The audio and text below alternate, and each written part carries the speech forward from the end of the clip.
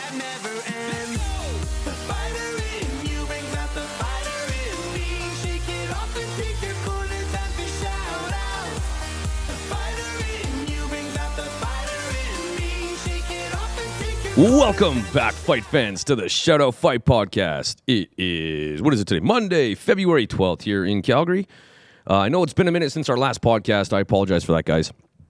Oh, man, I've had, so, right where you're seeing or listening, I guess, but if you're watching, this is my third attempt. I was 1 minute away from filming from what you see now. And this thing takes about, 45 minutes to set up, or maybe 40, 35. Anyway, enough where it's a bit of a pain in the ass. And I had 2 times 1 minute away. Like I got my notes. I'm like, okay, here we go. Right before I go to sit down, I was interrupted both days. So anyway, but who cares? Here we are. And then, of course, I've been sick. I'm having vehicle problems, scheduling problems. But hey, real life has to come first before the fun stuff, right? But anyway, finally, the fun stuff. Here we are. Today, we're going to just quickly go over the one championship fight card that happened in Japan, the big Superlek and Takeru fight, as well as Rajadamnarn World Series just happened this morning. I was just watching it. So we'll discuss that a little bit. RWS making its venture into Japan. As well, January 27th, I was out in Brampton, Ontario. Shout out to Mike Fitzpatrick, commentating for Rise of the Warrior Fight Night. It's been that long since we've done a podcast, so I'll make sure we go through that. And, maybe some talk around the water cooler. But first, if you like the Shout Out Podcast, real quick, if you could just hit a like button, I'd really appreciate that. If you want to go one step further, you want to share it, on all your social medias or around your own water cooler, I'd really appreciate that as well. And of course, in the words of my man B Kong, only the real ones subscribe, so make sure you subscribe to the Shout Out Fight Podcast. And I know, as always, this is a 5-star podcast. I know it's been a while. Like, Jay, a little shaky, bro, a little shaky. But listen, I almost didn't make this one happen today. My cub woke up yesterday with a headache, and again today with a headache. I'm assuming he's got a sinus infection, to be honest. He's pretty snotty. Got it from me. And if my voice sounds off, guys, I apologize. Still getting over this thing. It's been a week. Anyway, 5 stars. I didn't think this was going to happen today for its 4th attempt. So my kid made it to school. I'm assuming I'm going to get a phone call to pick him up. He says he's okay, but, as a parent, you can tell. And anyway, in the meantime, I made it happen. Make it happen. Bam! It's not on the front of this awesome shirt I'm wearing, but it is on the back. Make sure you visit the website, www.shoutoutpodcast.com, to get your own unbelievably beautiful Shout Out Podcast shirt. There's now 3 of them. We'll make more. I got a big one, I think, for the summer, by the way. And, or come and find me. I am starting to kind of ship them out as well, like from my own house. Never really done that before, but hey, man, let's do it. You want a shirt? Let's do it. Anyway, my whole point of that is, listen, this just about didn't happen. I made it happen. That's worth 5 stars. Let's move on. I want to give a couple quick shout-outs. I want to give a shout-out to my man Tim Lowe out at Lumpayu Sherwood Park. Finally gets to fight at home, takes away a good win in the wee gloves, and going to do it again. Oh, man, you know what? Oh, shoot. I can't remember the promotion up in Edmonton. I'm really sorry, guys. Oh, man. I want to say Fight Life. I don't know if that's right. Fightlife.ca. I could be wrong, but listen, I'll make sure I correct that. I really apologize. I should have written that down. But anyway, so Tim gets another one in April. So back-to-back fights in Edmonton. I want to give a shout-out to Rajadamnarn Martial Arts Calgary. That went out and competed out in the Airdrie tournament, Airdrie Martial Arts Center out in Airdrie. And that's a banger of a tournament. I always tell my people, if you want to be a fighter or take a real fight, you must compete in Airdrie first, because it's a good tournament, hard tournament, and a lot of people who are there to win, and that's the important part. So anyway, sound like a heck of a success for our team out there. Congratulations, guys. Me and Chris McMillan were not able to be there. We were out coaching in Olds. We had an old smoker out there. Shout out to the Olds Rajadamnarn Martial Arts hosting one of those, where I think for them now it's not fair because we had two guys fighting from Calgary on the same one. But other than that, I think we went something like 6-2 or 5-2 or 6-1 or something like that. So congratulations to everybody out there. That would be Aiden, Emmett, Rome, Gavin, Ferdinand, Jackson, Alec Thompson, all those from Springbank. But hey, you're close enough, buddy. Let's include you. And I think that's it. So congratulations, guys. Heck of a day. I want to give a shout out to Kelly. my student Kelly, who's also fighting on the Muay Thai World Cup and the Women's Muay Thai Gala, which we'll talk about. But starting classes here at Rajadamnarn Martial Arts. And hey, I'll offer to you guys, or anybody who's listening, she teaches a class Tuesday, Thursday, 10 a.m., women's only kickboxing and fitness class. And I love the enthusiasm of Kelly, and I appreciate her stepping into the role of teacher, student, mom, fighter. She does it all. So shout out to you, Kelly. I appreciate you stepping up and just wanting to stand in front of people and teach. That's 90% of it. So love it. Class is going well, and I'm hearing nothing but great news. Thank you very much. Anybody interested? Moms, not moms, but it doesn't matter if you have 10 a.m. available on Tuesday, Thursday. Come talk to me. Let's get you involved. My dad again, saving my skin. I'm having car troubles. This is the second time my car is about to go in for warranty. And again, this is why I need a 5 stars. I made this happen today. Driving my car, at any point, I'm waiting for this thing to crap out. And I'm not even lying. I'm like, wow, I made it here. So if there's a 7-star option wherever you listen to this, make sure you hit me with a 7, okay? But my dad just, helping me. My leg, I got surgery March 5th, so my leg is still screwed up. The sidewalks are scary as hell right now in Calgary. So he's driving my son to school with me. And, literally 100% of the time, he's never said no. And he's even gone out of his way, and I've given him a shout out for this before, to change his plans for me and my son. So that's my dad for you, I don't know how this guy has so many shirts, but he keeps giving them. So I really appreciate that, Dad. Shout out to you. And my wife as well. I've been using her vehicle, and, it's tough. I'm an ADHD brain. I'm always on the go. My wife's a professional as well. We need 2 cars. This has been nothing but hell. And then you kind of feel like you're spending all your get-out-of-jail-free cards as well. I love you, Mrs. Shoutout Podcast. I want to give a shout-out to Fast Forward Printing. I really, their shirts, man, they come within less than a week. I'm almost surprised at how fast they are printed. I really thank you guys. I want to thank Turkey and Pistols, as always, Rob at Turkey and Pistols. Make sure you follow him on Instagram. Go visit him out in Bragg Creek. I'm going to be honest with you. Rob used to do the shirts for the podcast, but he's too busy. And I love that. I love that my friend had to go, hey, man, I'm just too busy to do your shirts. Yeah, buddy. That's what I want to hear. I'm here. I'm happy to hear that you're too busy for me, honestly. So shout out to you, Turkey and Pistols, Rob. I absolutely love everything about that place, even the Instagram. I love looking at your story and everything. What a creative guy. Ramel and the team from Muay Thai kicking ass out there in Thailand at the, I can't remember what that thing is called, the Wonderful World of Muay Thai, or, the WBC Phenomenal Festival. I can't remember what that silly thing is called. I'm sorry. Wonderful Festival. I don't know. Anyway, WBC World Championships, more importantly. And then taking some more fights out there and 2 wins by knockout. Congratulations, guys. Francois and the team from Elite here in Calgary. Hey, thanks for wearing the podcast shirt, man. I saw it on a video in your gym, and then you're out in Thailand. And Dylan, shout out to you for taking the picture and thinking of me of getting that shirt in front of Rajadamnarn Stadium as well as Lumpini in Lumpini Stadium. That's does it get any higher than that? Liam Harrison's had your shirt on. Oh, I can't reach my clap button. Yay! That's for Liam Harrison. I can't reach it. And Chris Ward at the Coliseum, Shadow Podcast worldwide. And I'm going to be honest with you. I was supposed to send out some shirts to Australia, let's be real, probably a year ago. My bad. I'm going to make that happen. I swear. I'm not going to let that go. I'll make it happen. But man, I really thank you guys. As well as, don't get me wrong, Nicole and Sahez for placing at the World Championships as well. Congratulations, Team Elite here in Calgary. Kicked ass out there. KJ, out in Ontario, thanks for the shorts, pal. You're an awesome guy, man. I love talking to you. I love watching you in the corner. I love seeing your big giant smile, and I thank you for the shorts. You're great. Mike Fitzpatrick as well. Thanks for bringing me out to Rise of the Warrior, which I'll break down a little bit. Striking Spartan Academy, Platinum Training Facility, and Jesse, as always, man, it's always good to see you. I saw you working hard out there. Jonathan Wheel, the ring announcer that we see at the Muay Thai World Cup, he was working out there with me as well in Brampton. And dude, that guy's got stories for days. He's like a cleaner English Joey Diaz. He's just got stories about everything. I've done this, I've done that. It's awesome. I love traveling with that guy. Shout out to you, Jonathan. Beast Mode Bella, I forgot you, and we talked about this. I forgot you as part of the team watchdog when I came in a few weeks ago, and you guys were smashing pads like crazy. So specific shout out to you. I said if I forgot anybody, you'd get one.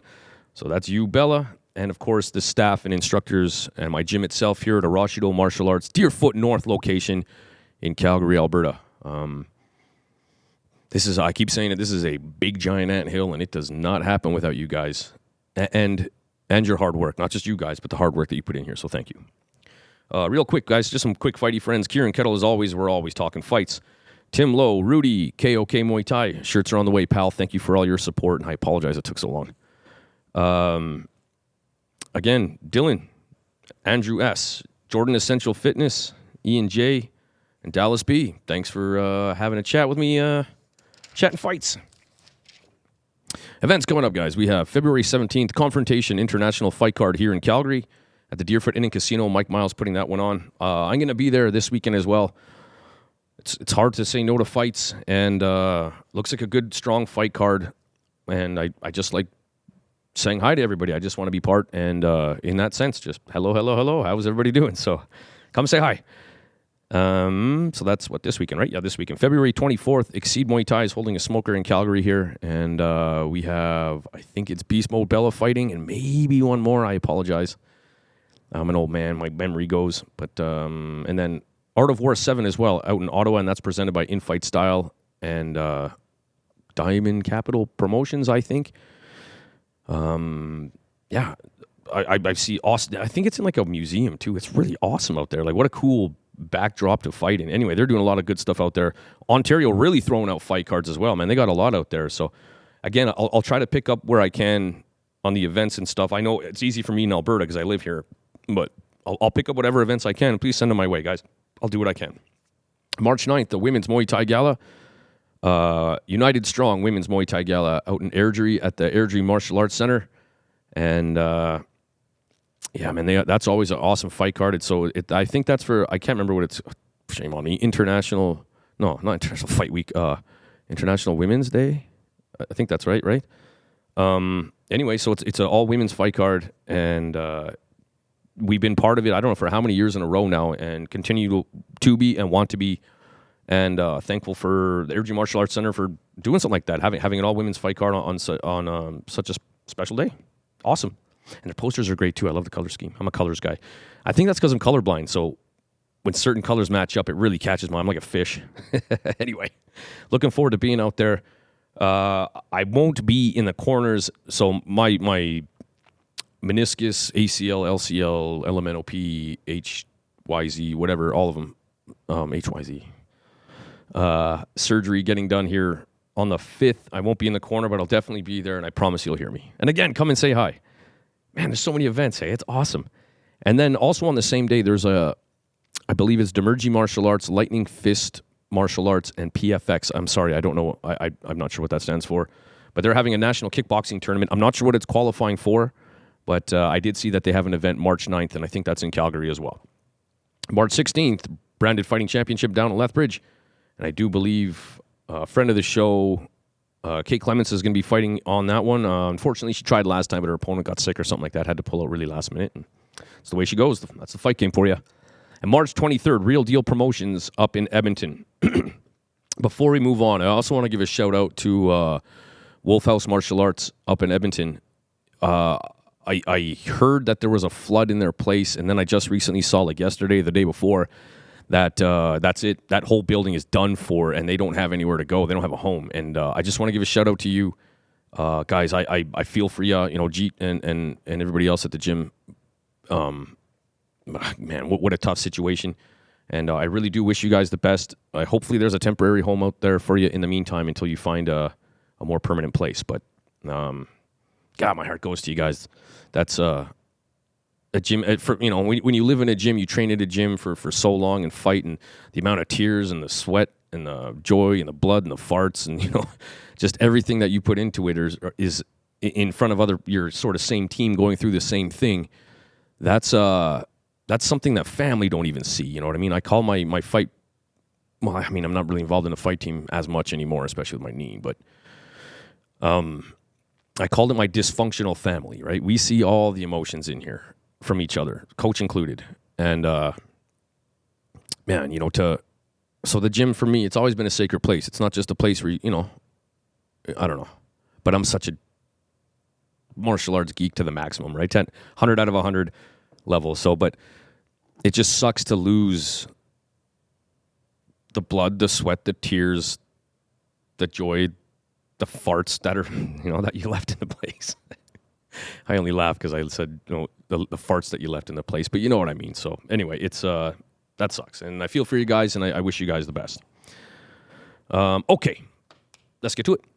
Rise of the Warrior Fight Night, January 27th, out in Brampton, Ontario, and again, I want to thank Michael Fitzpatrick for bringing me out for that to commentate.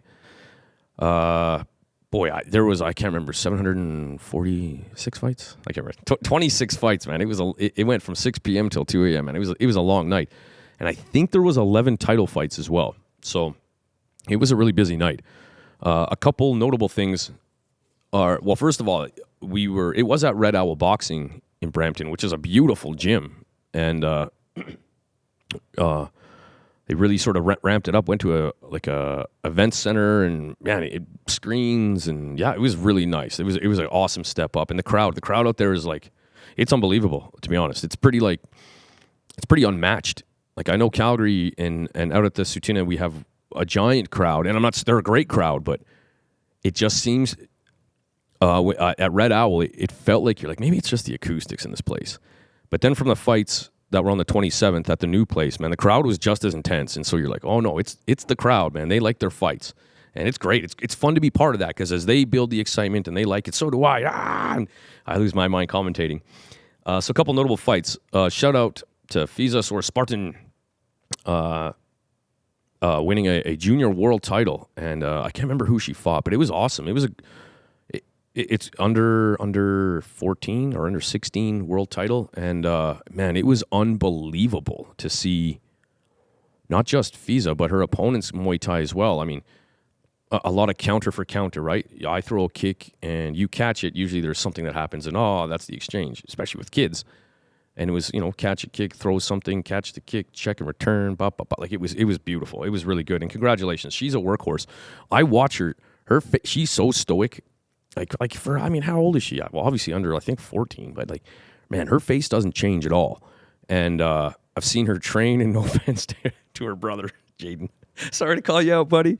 But even at a seminar, he was kind of poking her and having fun, and man, she wasn't having it. And she takes her Muay Thai super. I'm not saying he doesn't, but she takes her Muay Thai very seriously. And so to have a smile on her face and have a chat at the end for a minute in the ring, awesome. Congratulations. I'm doing this all off the top of my head here, guys, just going through. We had Tyson as well, and friend of the show as well, Tyson and Kai, both those boys under Chris McMillan fighting out there. And Tyson fought for a North American title against Hussein Azkrazade, who I've talked about on this podcast before to watch out for, and I still feel that way. He was quite undersized compared to Tyson, and he put up a hell of a fight. And you could tell near the end he was getting tired. I mean, Tyson was fairly big, quite a bit bigger, and but Hussein coming in with a record of 17-0, and again, just a beautiful fight. Congratulations to both those fellas. And the sky's the limit for both those guys. Win or lose, draw, it doesn't matter. The sky's the limit. Congratulations, Rise of the Warrior, North American champ, Tyson, out of Calgary, Lumpayu, Calgary. As far as, now, if you count the TBAs, I don't know. I think they call that a world championship. Not me personally, no offense. But I'd probably call that like a North American title, but it's a tournament. So I would say besides that might be, is that Lumpayu's first ever North American champion, like without having to do a tournament? Maybe. Wow, cool. Just thought of that right now. And then Kai as well, that's Tyson's younger brother. He had a good fight and had a little trouble with the rules. So did the other kid, a couple of points taken, but who cares? Again, beautiful Muay Thai by Kai here in Calgary. And the other kid too, I can't remember his name. But I think he was training out of Spartan Striking Academy as well. But again, man, these kids are unbelievably good. It was a great fight, back and forth. And our guy Kai coming away with the loss on that one. But who cares? It doesn't matter. Both those kids did great. And yeah, it's crazy that kids are getting more fights. It almost seems like adults now. Awesome. Then we also had like Rich Pham versus Victor Cupolio, sorry, but Alvim, I'm not sure which one you use, my friend, but I really like both these guys. And Rich, he's had a tough go in Calgary or just outside at Grey Eagle and maybe Seven Chiefs. Oh no, and in Calgary and the Sutina, but just outside Calgary. I know he trains hard, and I know he's a good fighter, and just had a couple really tough goes. And same with Victor. You know, I've seen him. I can't remember. I definitely commentated where he won a fight. Oh yeah, I did. Yeah, and then same thing from there. I mean, he's all gas, no brakes, and you know, just haven't had a tough go versus Abdu, and then lost to Thomas Mandra, who also fought this night, and then had a absolute slobber knocker with Rich Pham at Rise of the Warrior, and it was fun, man. That was my fight of the night, by the way. And Rich Pham in round 5, after 4.5 rounds of madness, ends it with a spinning back kick to the liver. God damn. Rich the Ninja Pham, indeed. That was something else. I really wanted to see Rich win, and I really wanted Victor to win too. Like, I know Victor will be back. It's again, I'm a feelings guy. I talk about this all the time. Both those guys work hard. They fight hard, and you know, you just sort of feel like, can like both guys have the win? Like, and then we had Thomas Mandra. He fought Max Koroviakovsky, and again, we've seen both those guys fight out here at the Sutina on the Muay Thai World Cup. I'm telling you, Thomas Mandra is one to watch for. He's out in Thailand right now training, but still young, great record, tall, southpaw, and from what I see, he's kind of up and down weight classes as well. So I think that's the guy to watch out for in Canadian Muay Thai here pretty well now. And only good things from him, and he won his fight.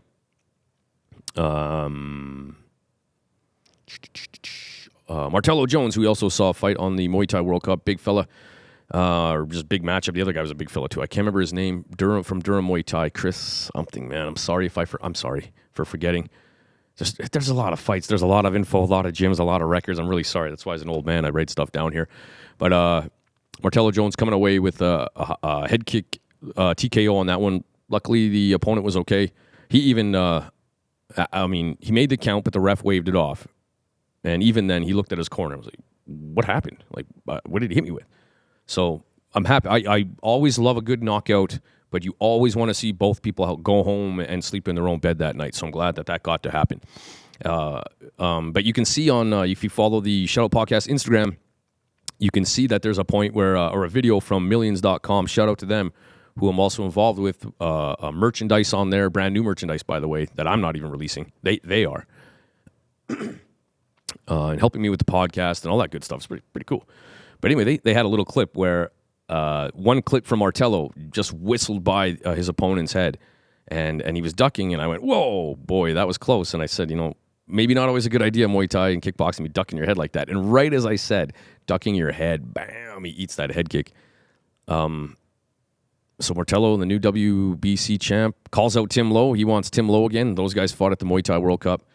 Yeah, I'm down. I'd love to see that. I'm down to commentate that again. Let's do it. So I'm not sure who he... so Tim's fighting April 5th, I think, in Edmonton. And I can't remember. I'm sorry. I'm sorry to the promoter. I probably should have written that down. I'm sorry. I'll get on it. Especially before fight time. Before the actual date, April 5th. But anyway, I'd love to see that matchup again. I mean, since Tim lost to Mark McKinnon, man, he's been on fire. So, and Tim, if you want to call him out, he's happy to step up to the challenge. And yeah, let's do it. Look at me picking fights, eh?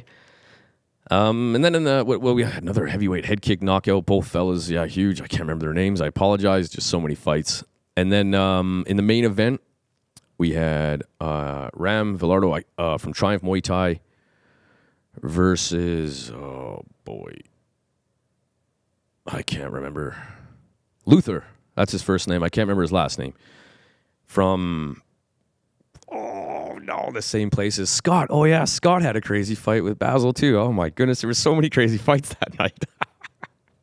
There was so many. Hopefully, I think the whole event, to be honest, is on millions.com. Like, you can go watch all these fights. They were awesome. Whew, probably just saved my skin there trying to remember all these. Anyway, I can't remember what gym it's from. Shoot. But anyway, not Ram, but the other fella, Luther, throws a old school 1980s like foot sweep, where you put your hands on the ground and spin with the back of your heel, kicking legs out. And dude, it worked. He hit he hit Ram. Now, to me, it looked like the side of the calf, but maybe it wasn't, or it was. It doesn't matter. But I hear Ram has a torn ACL from it. And, dude, he hit the deck hard, and he was in pain grabbing his leg. PTSD on my end. I mean, I'm not laughing at you, Ram, but, dude, I'm still having to deal with this. And as a matter of fact, I even saw on his Instagram this morning that he is still, I mean, obviously, if it's torn, but, I mean, his ankle and stuff is still crazy swollen.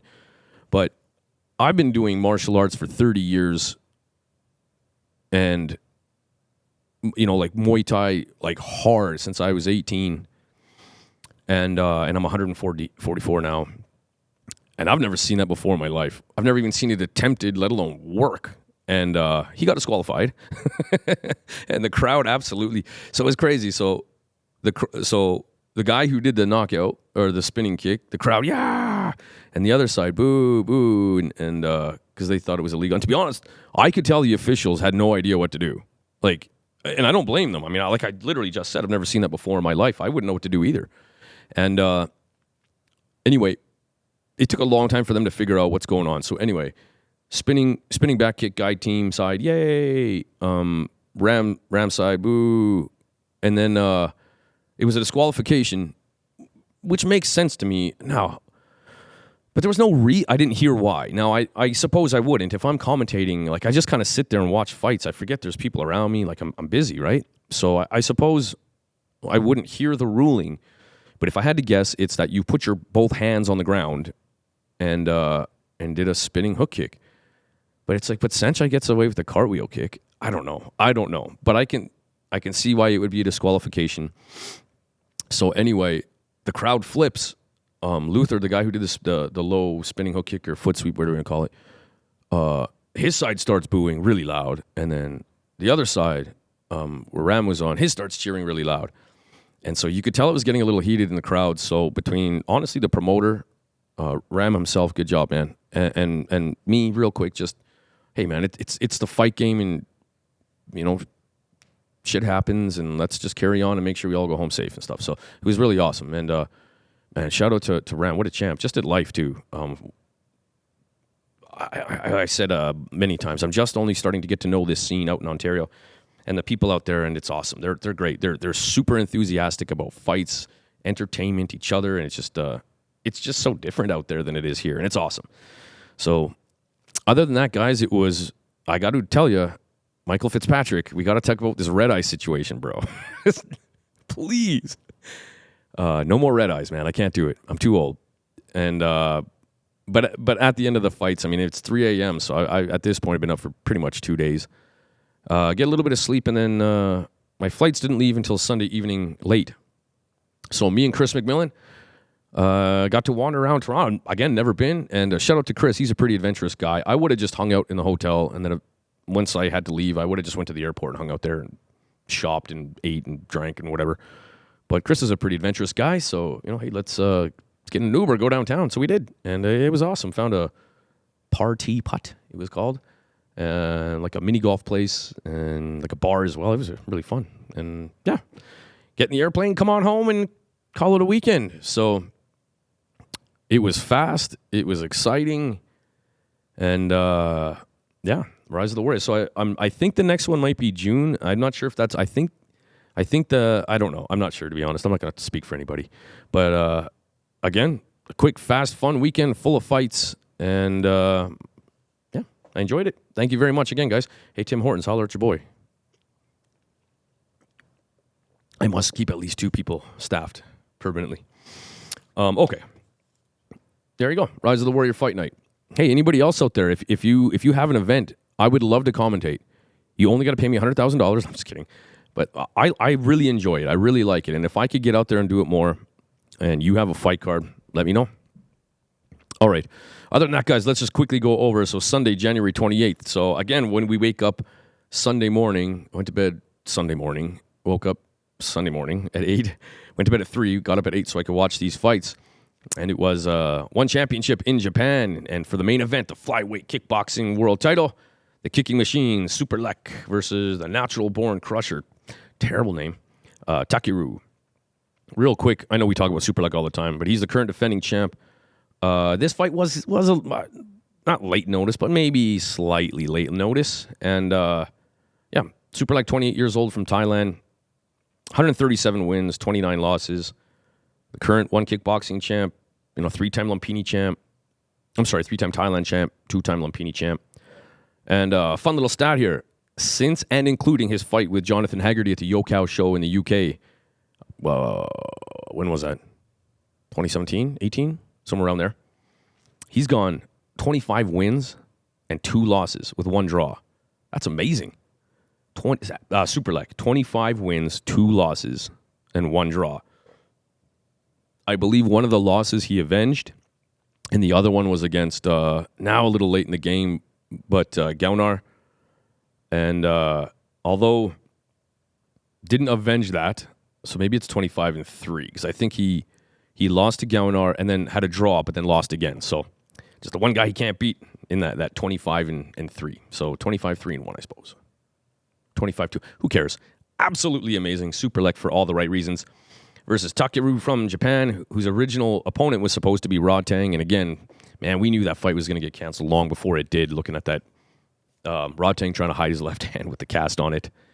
Takeru, 32 years old, 5'6", 43 wins, 4 losses with 25 KOs. And he's been active since 2008, and he's the first two-weight K1 champ in history. Didn't know that. And also, ISKA world champion, kickboxing Grand Prix world champion, and just like multi K1. Like K1 has so many divisions of its own self, and he's multi-time tournament champ, tournament winner, Grand Prix winner, all that kind of stuff. And obviously he's known for his unbelievable hands. Obviously. I haven't done that in a while, hey? Drop some obviously's. And obviously, unbelievably fast with his hands. Now, I know when you only get a little clip of him warming up, it's all you know, or you're only going to get to see what they show you. But when he was throwing that hand speed in those clips the day before, 2 days before his fight with Superlek, like, I get his hands were fast, but he didn't feel like he really rotated much. Now, who the hell am I to say? I haven't had 25 knockouts, and I'm not the first two-weight K1 champ in history. Like, shut up, Jay. But I just noticed. And so my whole thing here was I predicted Superlek to win via kicking, of course, and that Takeru, as demonstrated, is going to have to pay a hell of a price to get inside and use his hands. However, we got to see it happen, and we got to see Superlek exactly make him pay. So I'll tell you what, Superlek's guard, and I know Chris McMillan, when I was talking to him, mentioned that when we were watching this fight. I really like his guard. Elbows kind of tight and looking like he's ready to teep and kick, of course. Maybe it just kind of reminds me of Chris McMillan himself, who I coached throughout his career. And then now everyone's calling it the Superlek combo, like that fake teep jab to low kick.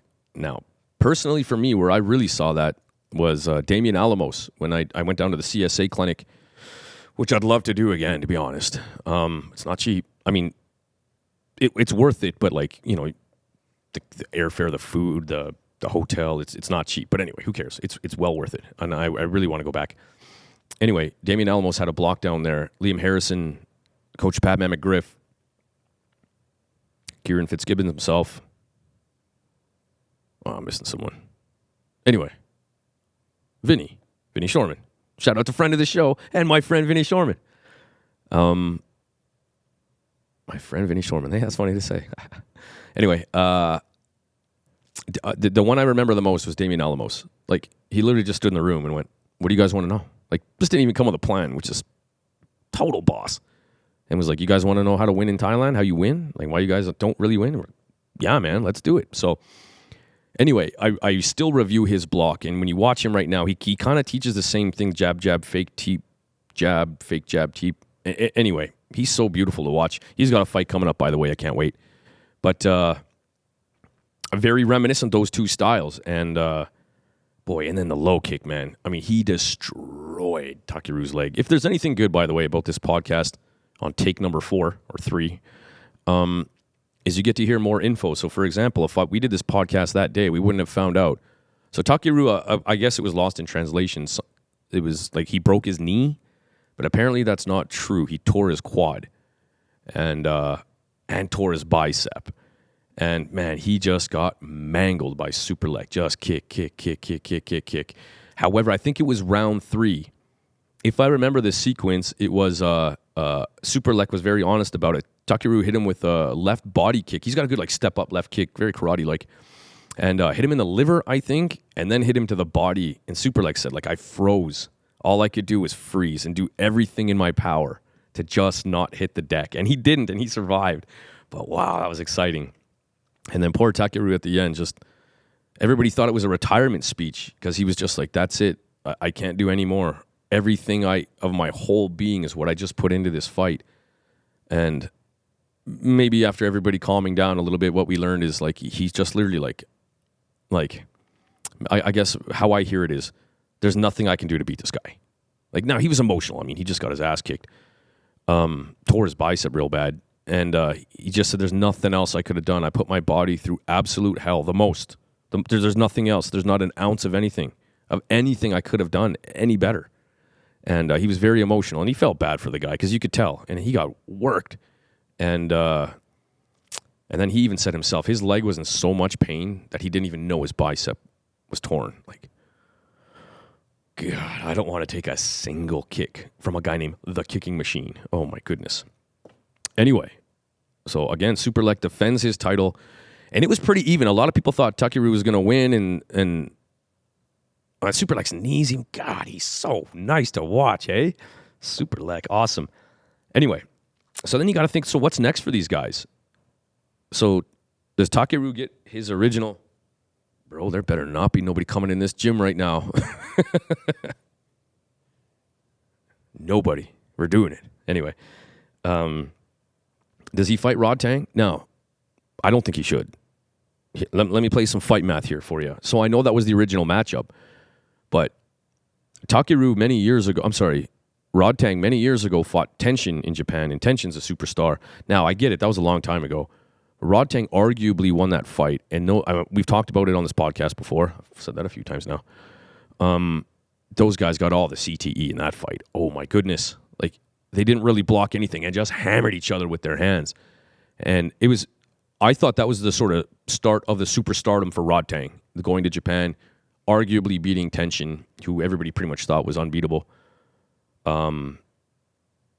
Anyway, so my fight math tells me Rodtang arguably beat Tenshin. Tenshin, I can't remember if he knocked out Takeru or at least beat him up. So Takeru versus Rodtang, that doesn't make too much sense to me. But then you think, what about someone like Tagir Kalilov, who got torn apart by Superlek? But I bet that'd be a good fight. I'd like to see that. Takeru versus Tagir. Now Superlek. There's a little fighty lovers circle here where so many matchups could happen, and it's kind of at the tip of the spear. There's all these guys. Sorry, that's not a spear. At the tip of the spear. And did I just do that? Anyway, hilarious. The Superlek fight Rodtang again. Remember, he came in overweight, and that was for Rodtang's title. I think that should happen. The Rodtang, the Muay Thai world champ, putting up his title versus Superlek again has to be 5 rounds, as it was supposed to be scheduled for. But anyway, then there's also Jonathan Haggerty rematch. I'd love to see that as well. And again, there's got to be some title that someone could give up in there. Haggerty is both the champ. He's the both bantamweight kickboxing and Muay Thai 1 champion. So I think that'd be fun. How about Pampayak? Where is Pampayak? Pampayak Jip Muing Nun, same camp as Rodtang. So he's fought Superlek 8-9 times or something like that. And Superlek, and it was something like 4-4-2 or 3-3, 4-3-1 or something. It was really tight. And Superlek won their last one. And it was a good fight, which happened in one championship as well. But we haven't even seen Pampayak, I don't think, since then. Or did he have another fight? Was it Savas Michael? Anyway, he hasn't been in there for a long time. I don't know nothing about nothing, and I love everyone and everything.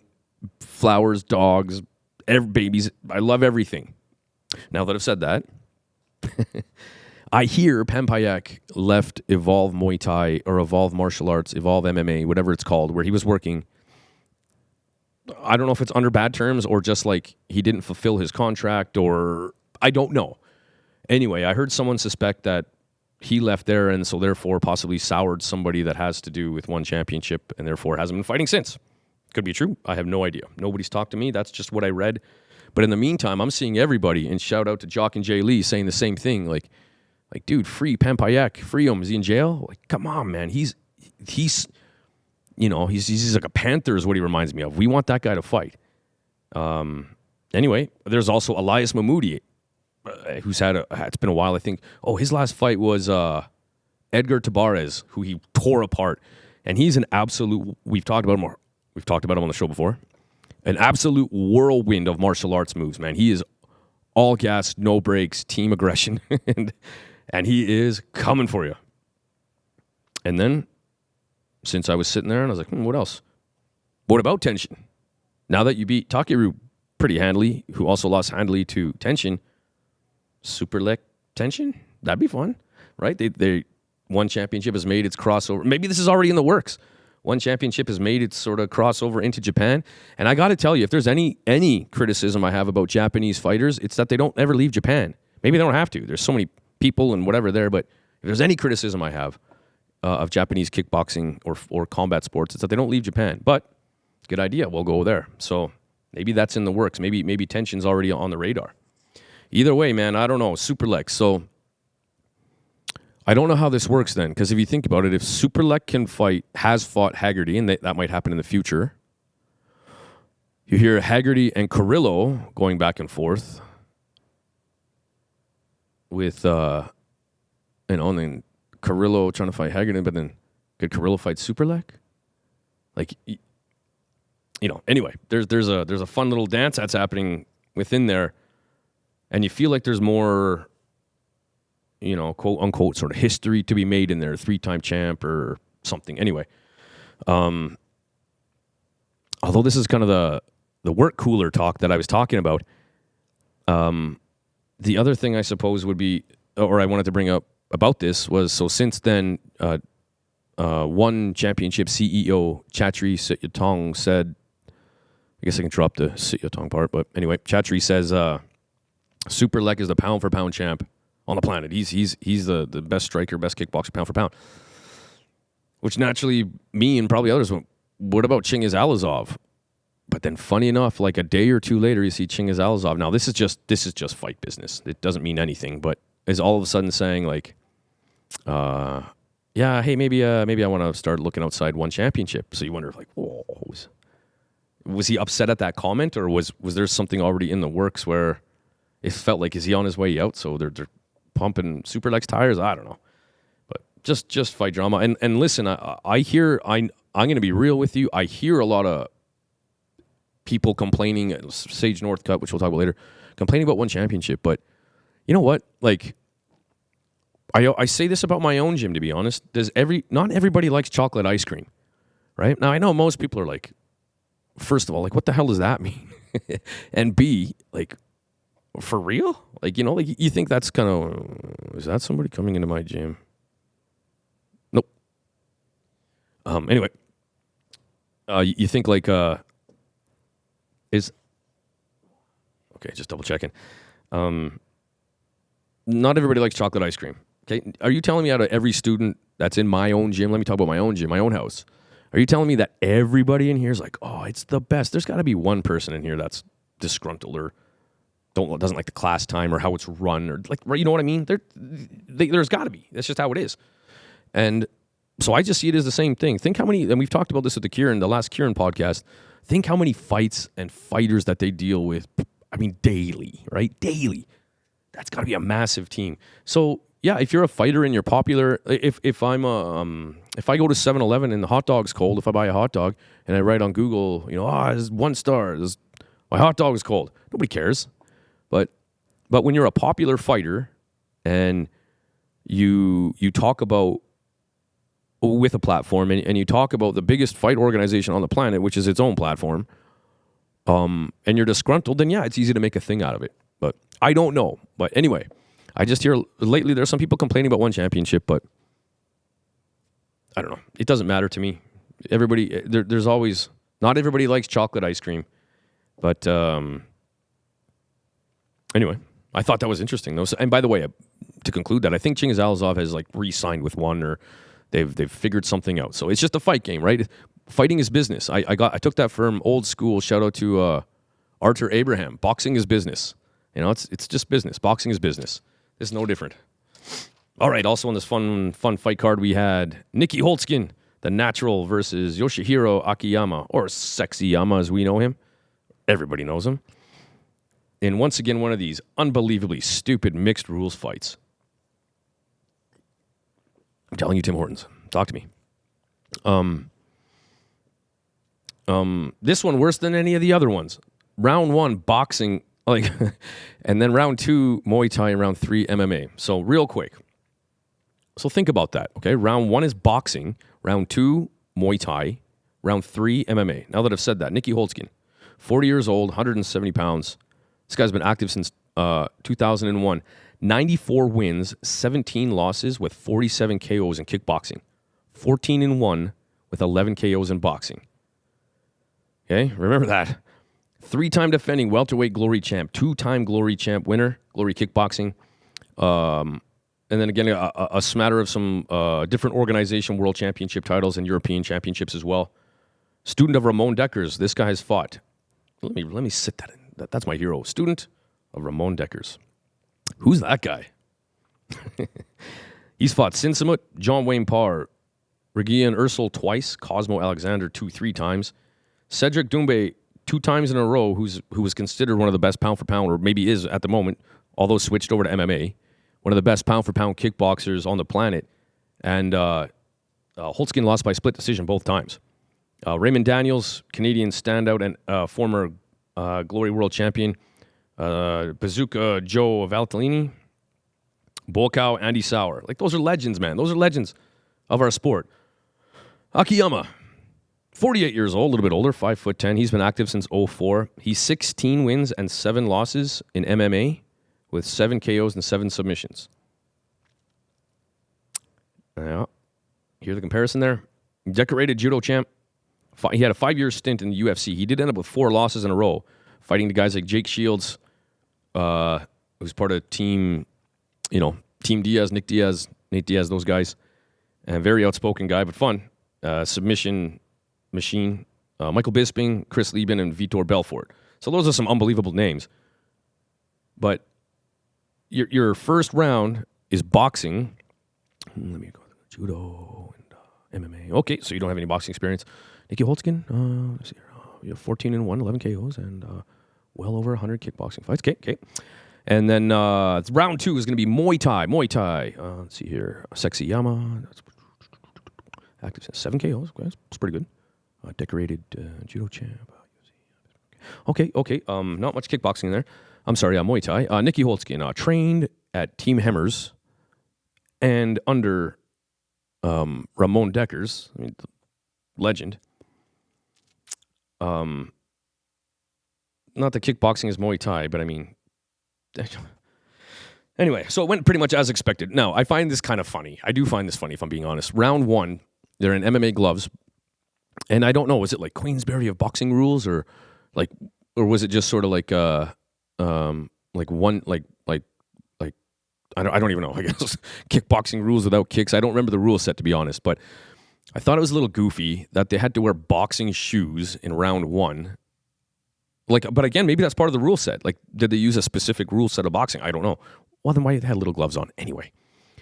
And then they were going to take off the shoes in between rounds for Muay Thai in round 2 and then MMA. Well, as suspected, the shoes did not need to come off, and nor did the towel have to come out to wipe away any sweat, because Nikki Holtzkin absolutely starched Sexy Yama in round 1. And I feel bad for him. It was an awkward fall, and like you can see Holtzkin, like in the clinch, like in slow motion, you can see him frame.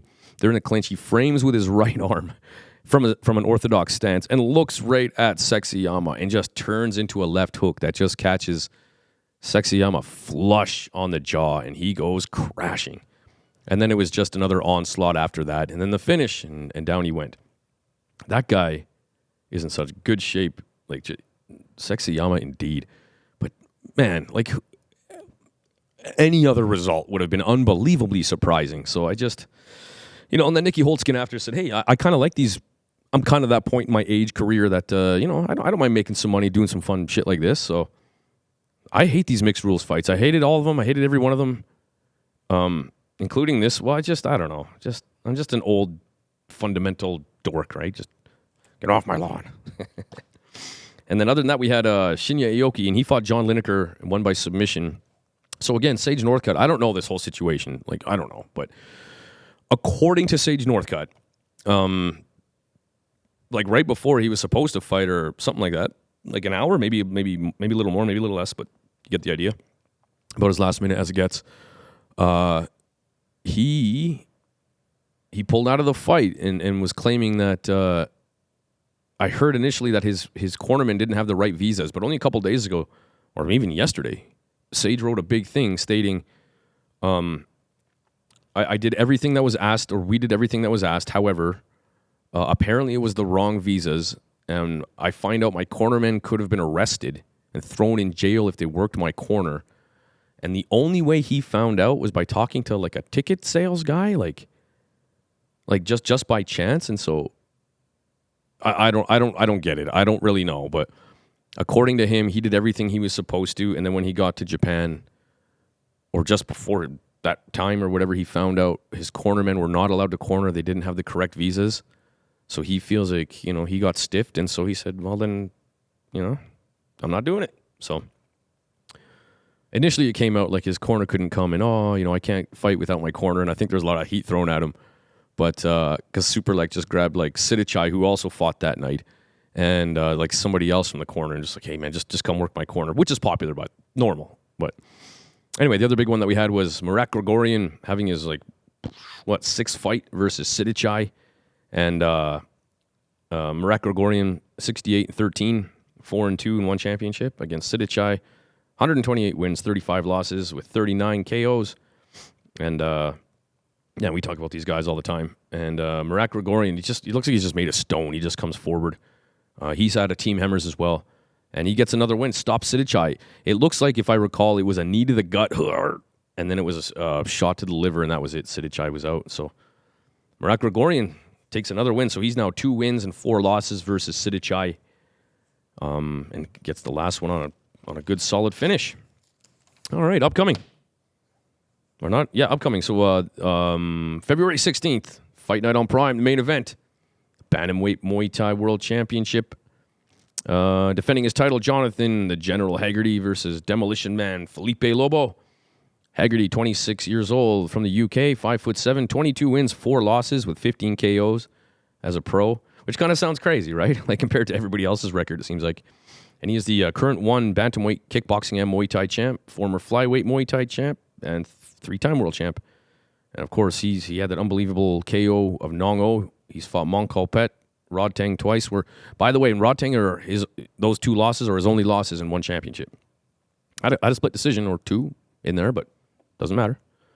Felipe Lobo, 30 years old, from Brazil, 5'9", 22 wins, 8 losses. And he recently knocked out Semapet Fairtex and lost by knockout to an uppercut by Nong O. And beat Rodlek, and he's Brazilian Muay Thai champ. That's all they really got.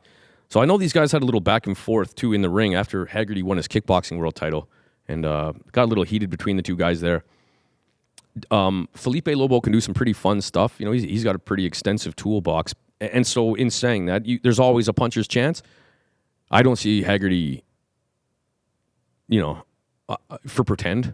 If the camera was not on me, I would say if Haggerty loses this, I'd eat my own underwear. Now, since the camera is on, I'm not saying it, but I'd be shocked if Haggerty loses this. And not only that, it sort of breaks up that little dance. I'm like, maybe is it Superlek next, or maybe Carrillo? I don't know. But anyway, I'd like to see Haggerty win this, and I know Nico Carrillo wants that so bad. Now, at this point, I don't see Haggerty beating Superlek or Carrillo. However, I feel less confident saying that about Nico Carrillo than I do Superlek. I feel like like I'm pretty confident in that, in saying, and I don't have nothing against Haggerty. I mean, I just got to pick one, right? Superlek versus Haggerty. I feel much more comfortable in saying Superlek wins that fight than Nico Carrillo beating Jonathan Haggerty. But right now, I do feel that way. However, the reason I'm not so confident in saying that is, man, you know, like when you look at Haggerty in there, man, he's just doing the merengue, just dancing around people. And I do find Carrillo a little lumbering. And if he hits it, he gets a little excited and becomes a little hittable, in my opinion. But he's so big and just on a storm right now. And anyway, I'm taking Haggerty to win this for sure. And then I'm sure because it's going to be on Amazon Prime, Carrillo's going to be there. There's going to be some kind of fun little interaction there. Good fight card, though. And then we also have the rematch, Samapet Fairtex versus Mohamed Rabah. And it was a couple one fight nights ago, maybe, was it? Where Samapet, again, was already down. He got knocked down for sure. And he was in the corner. And then Rabah makes a phone call, calls his mom, makes sure she's okay, has some dinner. And then walks over to the corner and he's Superlek in the face. I'm sorry, Samapet in the face. I know I'm being sarcastic here. But it was a really blatant late knee, and nobody really said, and I've said this before. I said this before in a previous podcast regarding this fight that nobody. The only people that complained were like the fans. Like nobody really said anything. So I'm just happy to see the rematch happen. But it certainly wasn't looking good for Samapet the first time around, and Muhammad's a big dude, so happy to see that have them go have. I'm happy to see them have a go again. And then we have Danny Mini T. Williams from Australia versus Lito Adiwang from the Philippines. This will be an MMA bout. And again, Mini T is one of those guys that's kind of always in contention between MMA, kickboxing, and Muay Thai. Happy to fight all three. And I can always cheer for a guy like that. Just an absolute barn cat, man. I like fighters like that. And then there's also from the UK, lethal Liam Nolan, who's made a big name for himself as of the last couple of years, versus Nazet Trujillo. I didn't write anything down about Liam Nolan, but very popular, training at a Knowlesy Academy, same place as Lyndon Knowlesy and or Knowles, I'm sorry. Haggerty, even Ellie Harbour, who fought one of our girls, Jenna, as well, and I think just won the world championships as well. So obviously, amongst many others, by the way. So obviously a badass gym. But Trujillo, 48-10 with one 48-10 and one draw from Spain. And the only fight he's got was against Rungrevi Sit Song Pinong, which I think he lost. So I'm going to take Liam Nolan to win this one. Yeah. And then a real good one. I wish they would have saved this fight for... So it's my understanding One Championship's having a card September in the U.S., Colorado. I just totally made that up, but I kind of think so, or that's where the last one was. But anyway, I wish they would have saved this one. Either way, it's going to be awesome. Luke Lisi versus Eddie Abasolo. Both guys from the U.S. Luke the Chef Lisi and Silky Smooth Eddie Abasolo. Luke Lisi from the U.S., 27 years old, 6'2", 6-1 as a pro, and 0-1 in One Championship. But he had that absolute barn burner with Smoking Joe Nuttawut. And again, if you think about Nuttawut, the fight before that damn near beat Tawanchai. So unbelievably impressive showing for Luke versus Eddie Abasolo from the U.S., 37 years old, 14 wins, 5 losses. And if you remember, he had that absolute barn burner with Sidichai, which he lost. But, I mean, it was a good fight, man. And he wobbled him a few times. And return of Sidichai to Muay Thai as well. That was kind of a fun thing to say, hey?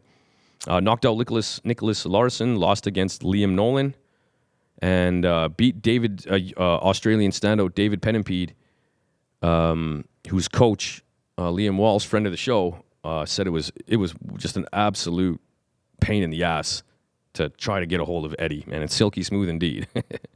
And Richard Abraham as well. And how do you so Lisi, 10 years younger, really new to the pro game, and I don't know, I'm just guessing, but like I've said though, I followed him before. I'm not going to drop in the previous thing, I'm done with that, but in the previous pod I'm done. But I've been following him since I saw him at the TBA tournament in Iowa. I can't remember what year, maybe 2018. But anyway, I really caught my eye, really slick fighter. But definitely, I think he's kind of like chewed up the North American circuit. So he's only right now, venturing overseas. So I swear someone's trying to get my gym here. Anyway, I'm gonna. Oh man, I don't know. I guess I feel like if I had to pick one, it would be Eddie. Now, don't get me wrong. These guys, they're both, very evasive and have some cool tricks. Might look like just like a rave out there, or breakdancing contest between these two just at the same time. Might be a lot of whiffing in this one, but I feel that Eddie Abasolo has maybe seen the style of Luke Lisi more than Luke has seen the style of Eddie. And the fact that, I know, years go by, and after 35, it does feel like in the fight world you age in dog years. But the fact that David Penimpede had such a tough time and lost against Eddie Abasolo, that really kind of sticks with me. So I'm going to take Eddie Abasolo. However, I'd love to see this fight. It's too bad it didn't happen on their home turf. But anyway, who cares? Great fight. It's cool to see two Americans fighting. We've pretty much seen them. I don't know if that's the first one, or let's call them North Americans. But American maybe for sure. Usually you don't often see the two Americans fighting each other in one championship, at least overseas anyway. So cool. And then, of course, the return of Tong Poon, who got stopped by Ellis Barboza, who unfortunately maybe got caught with a little something. But either way, he's a fun one to watch, especially round one. That guy is a ball of fire. Other than that, guys, we had the Rajadamnarn World Series, and that happened this morning. And that was out in Japan as well. And I literally subscribed to DAZN just to watch this card. Not the cheapest subscription, DAZN. You should sponsor the Shoutout Podcast. Anyway, that was in Japan, February 12th, 2024, in Tokyo. And the main event for the Rajadamnarn Stadium, Super Flyweight Stadium title, which is bullshit, in my opinion. You can't do that. You can't do that. You're fighting for a... My shirt was in front of the first Muay Thai stadium ever. And you know what that's called? Rajadamnarn Stadium. You can't just take that over to Japan and say, we'll just fight for it over there. That's horseshit. Now that you know how I really feel, we had the interim champ, Nadaka, I didn't write down his last name, EU Sports Gym, versus Pra. And Pra from Thailand, and he was the current champ as well, by the way. So Nadaka, 23 years old, 5'4", 54 wins, 6 losses with 37 knockouts. That's crazy. 2-time WBC world champ, WMC world champ, 3-time Rajadamnarn Stadium champ, Lumpini champ.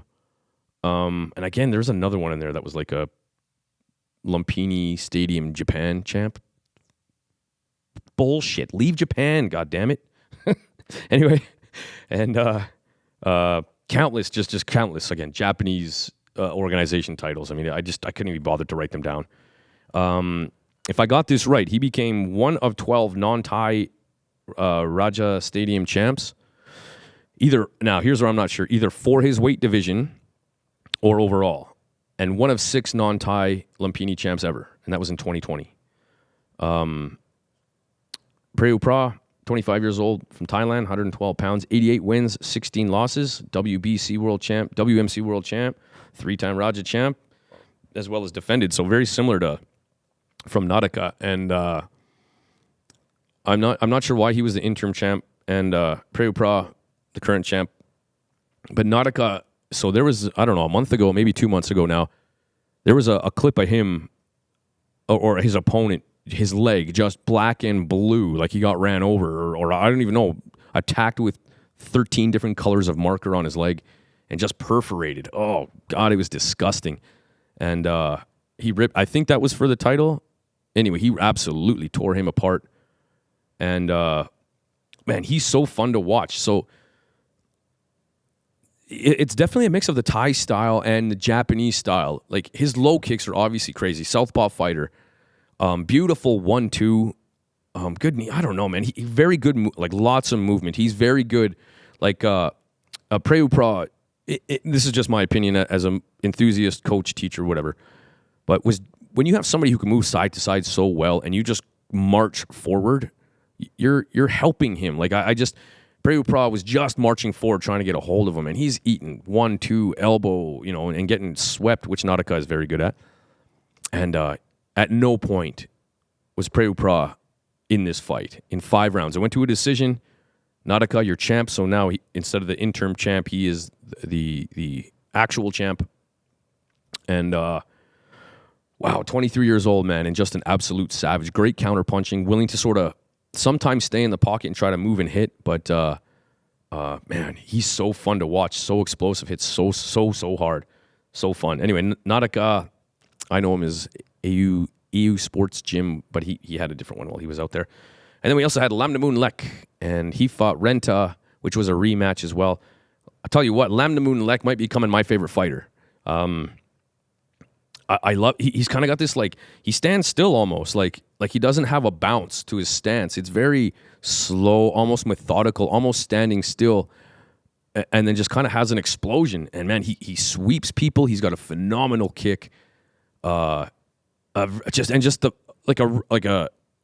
almost unmatched fight IQ. It feels like you can see that once you start catching onto his kicks, he'll move over to the hands and light you up, and you get confused by that, he'll go to something else. And just a very I don't even know, like cerebral, slow stance, like his rhythm. It's like it reminds me of like a cobra, I guess. Like he's moving slowly, but unbelievably focused. So at any point he's ready to react. It's really cool style. I really like it. Definitely becoming one of my favorites. Other than that, guys, as discussed, we have the Women's Muay Thai Gala out at the Airdrie Martial Arts Center. That will be March 9th. Come out, come and support, cheer loud. We've always been part of this thing. And why wouldn't we? God damn it, let's celebrate women. Maybe I'll bring my wife out to that. That'd be cool too. Might as well. Hey, why not? We have Stephanie Quigg. She just, although not friend of the show, maybe in the future, wink, hopefully.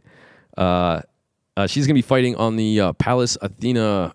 Now, I think originally MMA fight card, and they've had a few, but it looks like they're going to be doing some cage kickboxing or maybe Muay Thai. Either way, I love watching Steph fight, and doesn't matter who she's going to fight. It's going to be awesome.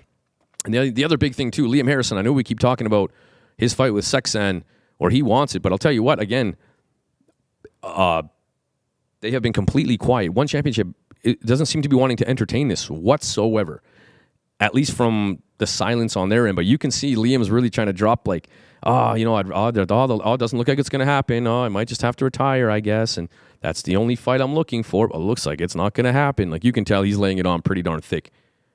But I got to be honest, I wonder if he's in trouble. He's been a little bit vocal lately about One Championship. So I wonder if he's in the doghouse like Pan Payak. Anyway, I guess I put your water cooler talk in there with all that good stuff. Sage Northcutt, Liam having a tough go trying to get a fight with Sexan, and a couple of events. All right, guys, I really want to try to do more of these, like break down 1 or 2 events at a time, even if they're only 10 minutes. I know, and here we are at 1 hour and 10 minutes, so I apologize. Anyway, guys, hope you had fun. Just a couple events, a little breakdown. I'd love to do more Canadian shows. I want to talk, as I always say, any asshole can talk about the UFC. Me too. I can be an asshole like that too. So instead, let's break down that Canadian content. Let's get it out there. That's the kind of stuff I'd love to cover more of. Okay, my country, my community. I'd love that to come first. All right, guys, we did it. Yes, all these roadblocks that happened, and we made it happen. It was probably take number 4. I was ready to not do it today. I put out an Instagram post that even said, like, damn it, my cub even woke up sick. I mean, I literally was like, that's it. I give up, man. I can't get this done. Like, chalk it. This is out of my control. Let's just roll on to the next podcast. But my cub, he's a little trooper, said, nah, Dad, I'm okay. I got a headache. He's had one yesterday too, poor fella. But he's like, it's not that bad. I can go to school. Shout out to you, Cub. You're a good man. All right, guys. I'm really hoping to talk to Tim Lowe next. That one will probably be through the computer instead of live. And any fighters, all that good stuff. We got some events coming up between the Women's Muay Thai Gala itself, March 9th. Getting kind of tough. I see there's an MMA event March 2nd, I think. And I don't know. I can't remember where that is. And the Muay Thai World Cup, April 20th. The fights in Real Deal Promotions, the fight card up in Edmonton. I can't remember it, but I promise I'll get that right. And I'll be there for that as well. Mike Miles, this weekend. Oh my goodness, it's so fun to be a fight fan right now. come and join me. Come watch all these fights. Come and say hi. And other than that, see you later.